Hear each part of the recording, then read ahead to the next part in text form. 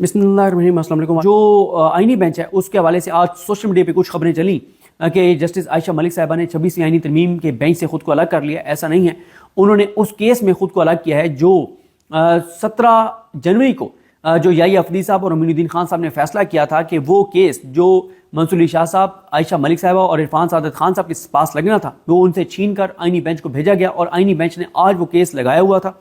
तो उस केस में उन्होंने खुद को उस केस से अलग किया है कि वो केस वो नहीं सुनना चाहती और उसके लिए वो अपनी रीजनिंग देंगी। तो 26वीं आईनी तरमीम का केस वो सुनेंगी। उन्होंने सवालात उठाए हैं, क्या सवालात उठाए हैं उस पर बाद में बात करेंगे। और साथ में एक और चीज़ अर्ज़ करूँ कि आज उन पर अतर मिनल्ला साहब पर बहुत तनकीद हो रही है। मैं उससे इत्तफाक नहीं करता जो अतर मिनल्ला साहब पे तनकीद हो रही है कि वो कोई उन्होंने साइड बदल ली है या उन्होंने को सरेंडर कर दिया, इस पर मैं तफसील से बात करूँगा।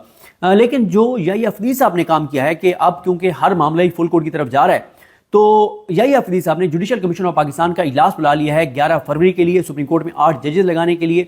और 8 जज जब हुकूमत के पसंदीदा आ जाएंगे, कोर्ट पैकिंग हो जाएगी और वो जजेस जो नून लीग और पीपल्स पार्टी के वोटों से आएंगे वो नून लीग और पीपल्स पार्टी के मफाद को सर्व करेंगे। वो अपने हलफ के साथ नहीं जाएंगे, वो नून लीग और पीपल्स पार्टी के साथ अपनी कमिटमेंट पे जाएंगे। 25 नाम कौन से हैं वो अहमद बड़ाई साहब ने ट्वीट भी किया हुआ है, वो 25 नाम भी आपके सामने रखता हूँ। ये जो इजलास बुलाया है इन्होंने 11 फरवरी के लिए 2 बजे बुलाया है इन्होंने याही अफदी साहब ने। देखिए याही अफदी साहब पे जो सबसे ज़्यादा तनकीद हो रही है वो ये हो रही है कि वो इस निज़ाम की सहूलतकारी कर रहे हैं बजाय इसके कि पहले 26वीं आईनी तरमीम का फैसला हो। वो पहले ही कोर्ट पैकिंग कर रहे हैं और जजेस नून लीग के हामी जजेस जो हैं, जो चाबी वाले खिलौने हैं, उनसे अदालतों को भरते जा रहे हैं और 60 जज भर्ती कर रहे हैं तकरीबन 5 हाई कोर्ट्स में याही अफदी साहब, और 7 सुप्रीम कोर्ट में 8 जज ला रहे हैं। और इन 8 के बाद ये कहा जा रहा है कि फिर फुल कोर्ट बना दी जाएगी और याही फुल कोर्ट के 8 ये जो नून लीग और पीपल्स पार्टी के वोटों से जो चाबी वाले खिलौने आएंगे 8 ये और 7 4-5 जजेस पहले हैं जो, और बल्कि अब तो ज़्यादा हो गए। यानी देखें कि अमीनुद्दीन खान साहब, जमाल खान मुदखिल साहब और नईम अख्तर अफगान साहब, मुसरत हिलाली साहिबा, इवन के याही अफदी साहब। तो ये इस तरह से कहा जा रहा है कि ये सारे जज एक तरफ होंगे 26वीं आईनी तरमीम के हक़ में, 8 जो नए आएंगे और बाकी मुखालफत में होंगे। तो अक्सरियत जो है वो 26वीं आईनी तरमीम के हक़ वालों की होगी। तो यूँ 26वीं आईनी तरमीम को बचा लिया जाएगा। इसमें जो मेंबर्स हैं, अब आप देखें ना कि मेंबर्स का आपको पता चलता जाएगा कि कौन किस तरफ है। जो जुडिशल कमीशन का इजलास है 11 फरवरी के लिए, उसमें याही अफरीदी साहब हैं, मंसूर अली शाह साहब हैं, मुनीब अख्तर साहब हैं, अमीनुद्दीन खान साहब हैं, जमाल खान मुदखिल साहब हैं। इसमें आपके सामने ही है कि याही अफरीदी साहब पतली गली से निकल जाते हैं और मंसूर अली शाह साहब और मुनीब अख्तर साहब जो आइन कानून और उनके हलफ की बात होती है वो उसकी तरफ जाते हैं। अमीनुद्दीन खान साहब और जमाल खान मुदखिल साहब जो मौक़िफ़ लेते हैं वो आपके सामने हैं। अख्तर हुसैन साहब जो बार के मेंबर हैं, पाकिस्तान बार कौंसिल के जो मेंबर हैं, उनका आपको पता ही है कि वो पाकिस्तान बार इस वक्त कहाँ पे खड़ी हुई है। और उसके बाद एक खातून जो है रोशन खुर्शीद साहिबा, वो उनको नॉमिनेट किया हुआ है स्पीकर अयाज सादिक ने। तो जिनको सेलेक्ट अयाज सादिक साहब करेंगे तो उनकी पोजीशन आपको बताने की ज़रूरत नहीं है। आज़म नज़ीर तरार साहब वज़ीर कानून, बताने की ज़रूरत नहीं है। मंसूर उस्मान अवान साहब, कुछ बोलने की ज़रूरत भी नहीं है कि वो कहाँ खड़े। फिर फारूक नाइक साहब, पीपल्स पार्टी को जो हुक्म आता है वो उसी तरह वोट डालेगी क्योंकि उन्होंने अपने 12 जज लगवा लिए हैं उन्होंने सिंध हाई कोर्ट में। फिर अली जफ़र साहब हैं और गौहर साहब हैं, ये दो आपको पता है PTI से हैं और ये 26वीं आईनी तरमीम के ख़िलाफ़ हैं। ये उन जजेस को सपोर्ट करेंगे जो अच्छे जज होंगे और जिनको ज़ाहिर है मंसूर अली शाह साहब और मुनीब अख्तर साहब अच्छे जजेस को सिलेक्ट करेंगे जो मेरिट पे होंगे और ये उन्हीं के साथ ही मोस्टली जाएंगे जो मेरिट के जजेस हैं। और साथ ही जो शेख आफ्ताब साहब हैं ये नून लीग से हैं। ये नून लीग आपको पता ही है कि क्या हालात और सूरत हाल हैं। अब जो जज हैं ना कि कौन कौन से जजेस के नाम हैं, 25 नाम हैं और इनमें से 8 जज आने हैं। ये 25 तो जजेस के नाम है हाई कोर्ट से और कुछ वकला के भी नाम आएंगे जिनको डायरेक्ट सुप्रीम कोर्ट में लाने की बात की जाएगी। तो जो 25 नाम हैं उसमें लाहौर हाई कोर्ट से आलिया नीलम साहब हैं, शुजात अली खान साहब हैं, अली बाकर नजफी साहब हैं, आबिद अजीज़ शेख साहब हैं और सदाकत अली खान साहब हैं। ये 5 जज हैं जिनमें से यानी टोटल 25 हैं, 25 में से 8 लाए जाएंगे। देखना है कि कहाँ से 2 लिए जाते हैं, कहाँ से 1 लिया जाता है।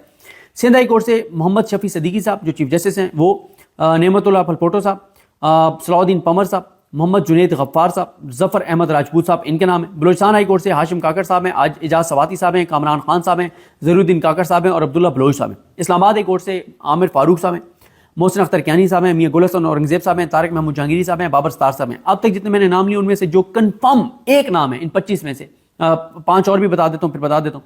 पेशावर हाई कोर्ट से इश्तियाक इब्राहिम साहब हैं, एजाज अनवर साहब हैं, SM अतीक शाह साहब हैं, शकील अहमद साहब हैं और अरशद अली साहब हैं। ان 25 میں سے جو ایک نام کنفرم ہے 1000% جو بتایا جا رہا ہے جو حکومت کی طرف سے کہ ان کو ہم نے لانے ہی لانے ہیں سپریم کورٹ میں، وہ ہیں محترم جو عامر فاروق صاحب ہیں کہ ان کو ہر صورت میں سپریم کورٹ لایا جائے گا، اور اگر عامر فاروق صاحب آتے ہیں تو یہ 2032 میں چیف جسٹس پاکستان بھی بنیں گے، اور یہ 2034 تک جو ہیں وہ سپریم کورٹ آف پاکستان میں رہیں گے، 2032 میں خلائی جا کے چیف جسٹس پاکستان بنیں گے۔ تو اب یہ یحییٰ افریدی صاحب کا یہ جو اقدام ہے یہ اس کو لیا جا رہا ہے کہ یہ اس تناظر میں ہے جو آج جو منصور علی شاہ صاحب نے فیصلہ دیا ہے، جس میں انہوں نے توہین عدالت کا کہا ہے کہ انہوں نے توہین عدالت کیا یحییٰ افریدی صاحب نے، اور جوڈیشل آرڈر کو وائلیٹ کیا ہے یحییٰ افریدی صاحب نے، امین الدین خان صاحب نے، اور جمال خان مدوخیل صاحب نے، محمد علی مظہر صاحب نے۔ اب ان 4 میں سے 3 جج جوڈیشل کمیشن آف پاکستان کے ممبر ہیں، تو منصور علی شاہ صاحب کے ساتھ یہ کیسے جائیں گے؟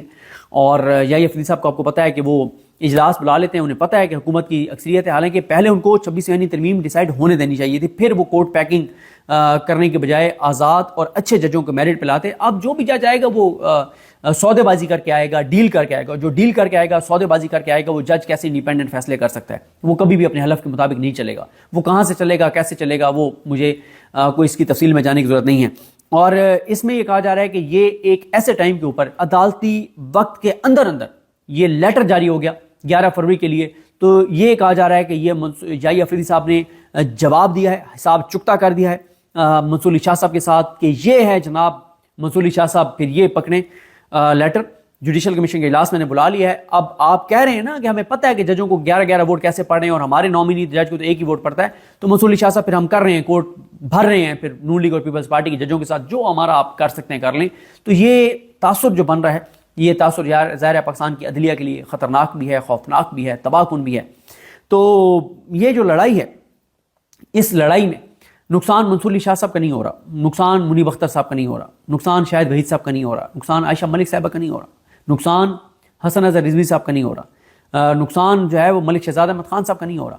اس میں اس سارے معاملے میں جو نقصان ہو رہا ہے وہ پاکستان کی عدلیہ کو ہو رہا ہے۔ نقصان عقیل عباسی صاحب کا نہیں ہو رہا، نقصان پاکستان کی عدلیہ کو ہو رہا ہے۔ پاکستان کی عدلیہ کو مستقل طور پہ تباہ اور برباد کیا جا رہا ہے۔ اگر یہ نظام یہ سمجھتا ہے، اگر یہ حکومت یہ سمجھتی ہے کہ ہم نیچے دکھا رہے ہیں منصور علی شاہ کو اور ان ججز کو جو آزاد ججز ہیں، جو اپنے حلف کے ساتھ چلنے والے ہیں، جن میں اطہر من اللہ صاحب بھی شامل ہیں، تو اگر وہ یہ سمجھتے ہیں کہ ہم ان آزاد ججز کو، حلف سے وفا کرنے والے ججز کو نیچے دکھا رہے ہیں، تو ایسا نہیں ہے۔ وقتی طور پہ ان کو ظاہر ہے یہ ہرٹ ہوں گے، ان کو تکلیف ہوگی کہ ہمارا ادارہ تباہ ہو رہا ہے، برباد ہو رہا ہے، نقصان ہو رہا ہے، لیکن لانگ ٹرم نقصان پاکستان کا ہو رہا ہے، پاکستان کے اداروں کا ہو رہا ہے، عوام پاکستان کا ہو رہا ہے، اور اس لڑائی، اس تماشے سے بہت زیادہ ملک کو جو ہے وہ نقصان پہنچ رہا ہے۔